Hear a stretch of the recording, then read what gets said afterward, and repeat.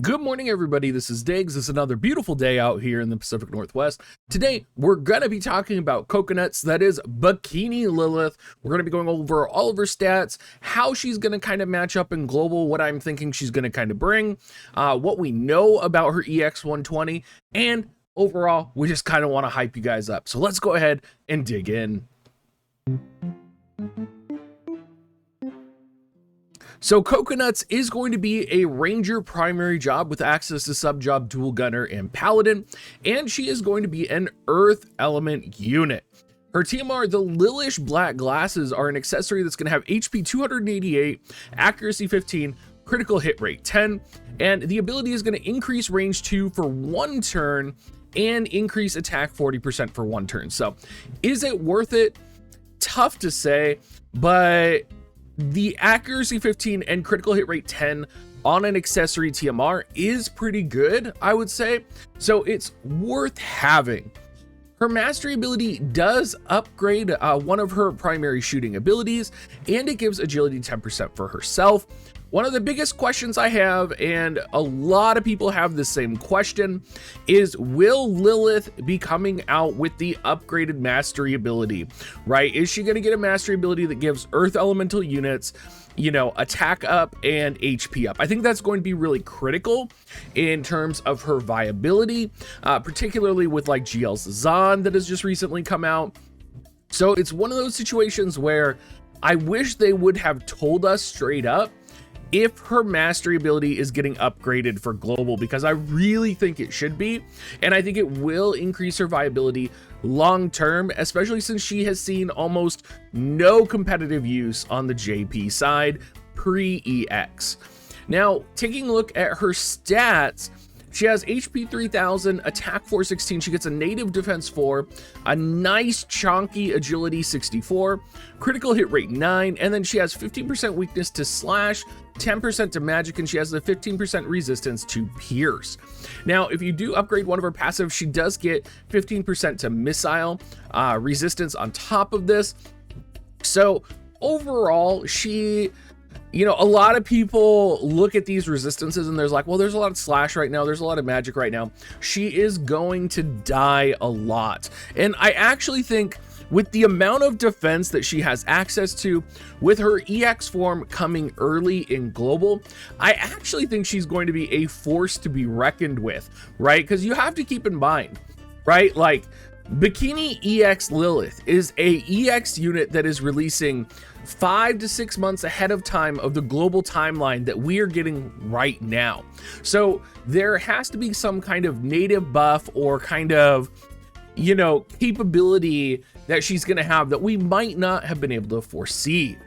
Now, there's some other things to think about as well, and I actually am a huge fan of Bikini Lilyth because I know what's coming in the future, right? We know Charlotte's coming. We know Cloud's coming. We know Vernay's coming.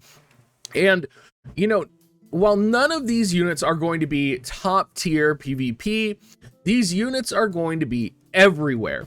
You're going to see them everywhere. So having a hard counter to these units is going to be really nice. Now, all 3 of these units do not have immobilized resistance, which Lilyth specializes in, and they all do have some type of missile resistance on them. However, they don't have a means to buff missile resistance further. So not only is Lilyth going to have elemental advantage, the opponents that she's going to be fighting are probably not going to be prepped for missile resistance and are probably going to be easily shredded by her.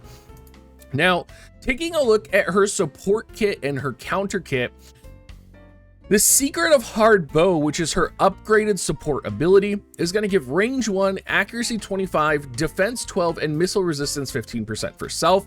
Now, this is almost guaranteed to always be set, and this is one of those abilities that I would say you should probably set no matter what. And one of the things I want you to keep track of is the amount of defense that Lilyth is going to be able to stack as we're kind of going through this, because if you built her defensively, she can get a disgusting amount of defense. Her other passive abilities that she has access to, she gets missile attack 15, missile attack 12 with cooldown reduction, Paladin's Blessing, which I think is an important one for defense 12 and HP 12%. Keep in mind, we're stacking that defense. Tune up, agility 12%, defense penetration 40, also very powerful, right? I would actually argue, though, in Bikini Lilyth's case, you might not want tune-up. You might want to go Paladin's Blessing, and we'll just talk about her defense here in a bit. For counters, she has access, of course, to Reflex, which, I mean, is the god tier counter ability.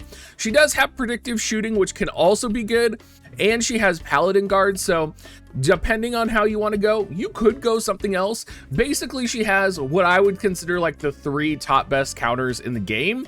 You could literally set any of these and be fine. Honestly, you'll probably want to set Reflex though.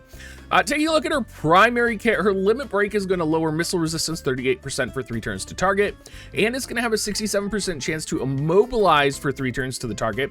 Now, keep in mind, you know, this is going to be like if you have a melee character, they're going to be stuck in the ground, right? 67% chance to immobilize is extremely hard to resist. So I'm kind of excited to see how this plays out. She has access to kind of her classic charge abilities, right, that you would expect from a ranger main job. I would just turn these off. And thankfully, Overcharge actually changes into Drain Charge. So Drain Charge is going to be an instant cast. It'll be a 220% modifier, which is a huge modifier, right? I don't think people understand the perspective of how huge a 220% modifier attack is. You can look, it's literally the highest modifier in her entire kit here. So this is huge that it also absorbs 30% of the damage done, and it's only 22 AP. She is going to get access to Barrage, and the upgrade to Barrage that she gets from her mastery ability is going to give it 100% hit chance. This is pretty good. I do think she's going to be very AP hungry as a unit, and with the amount of things she has in her kit going for her, I actually think I would turn Barrage off just because there's a lot of area resistance in the game right now, particularly with King Mont. And I think, you know, the 100% hit chance Barrage is good, but you're likely going to be wanting to use her job level 25 ability or Drain Charge or her Limit Break more. Armor Break Arrow is her job level 25 ability. Ding ding, here goes that defense again. Increases defense 15 for 3 turns to self. It is a area of effect attack, so it is going to be a cross-shaped attack. And it's going to decrease defense 30 for 1 turns to the target before dealing 165% damage to them. Really powerful, lowers the defense, deals damage. I mean, what else could you want? It also buffs her own defense. And by this point, you're probably trying to keep in track all of the defense modifiers that she has in her kit going for her. And don't worry, I have done a separate table on that for you at the end of these skill reviews. She has access to Sub Ranger. You know, you could go for Sub Ranger if you do want Sharpshoot.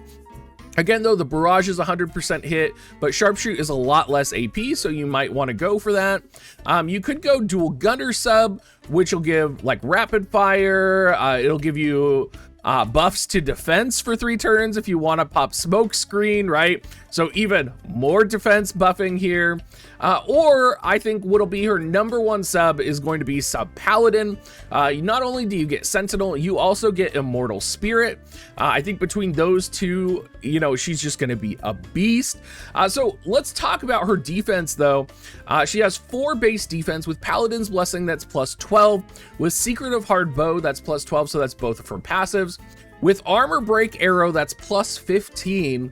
With Golem, that's plus 15 on top of that. So your total without Armor Break Arrow is 43. Your total with Armor Break Arrow is 58.